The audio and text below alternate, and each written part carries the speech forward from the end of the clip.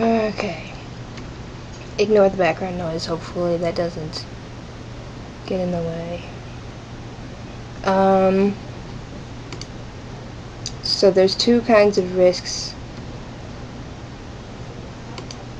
to the medications used in particular to treat mental disorders just in general.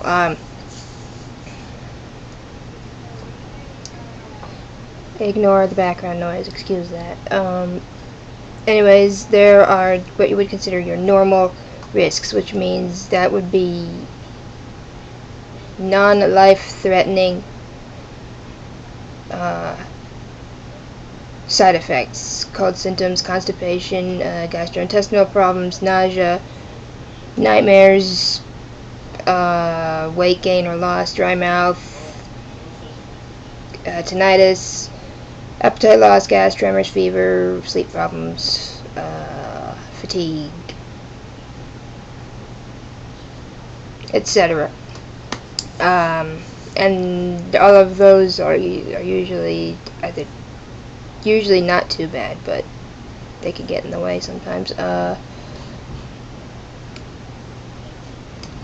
Then you have your more extreme side of the coin, which is the stuff that could possibly kill you, basically.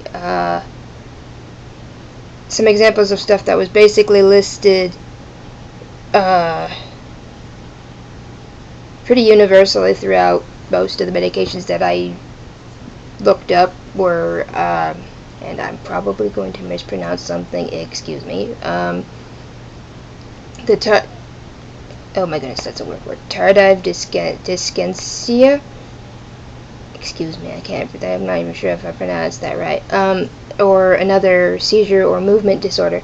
Essentially, it's where the nerves or something in the brain is damaged by the medication. Sorry, that light was annoying. And it causes unwanted tremors, movements, or spasms. Generally leads to a lot of seizures.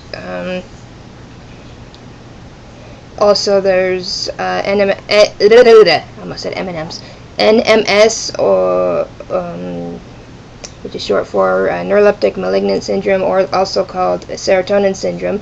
Basically, it's when something goes wrong with your dopamine receptors and it becomes blocked, and this is something that's triggered often by your antipsychotic medications, and it can cause fever, muscle rigidity, and altered mental states, and it can possibly be fatal if it is not reversed fast enough.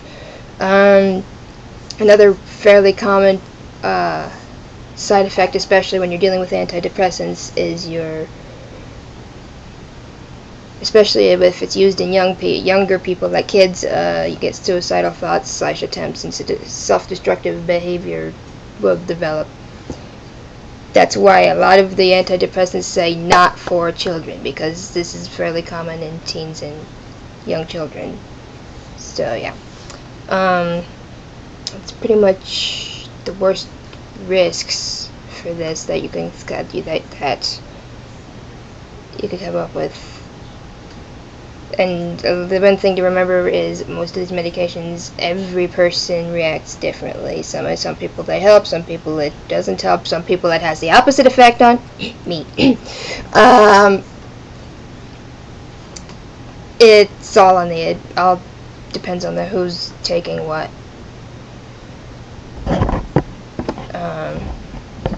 Anyways, I guess that's all I have for this part, so onwards to the last part, I guess.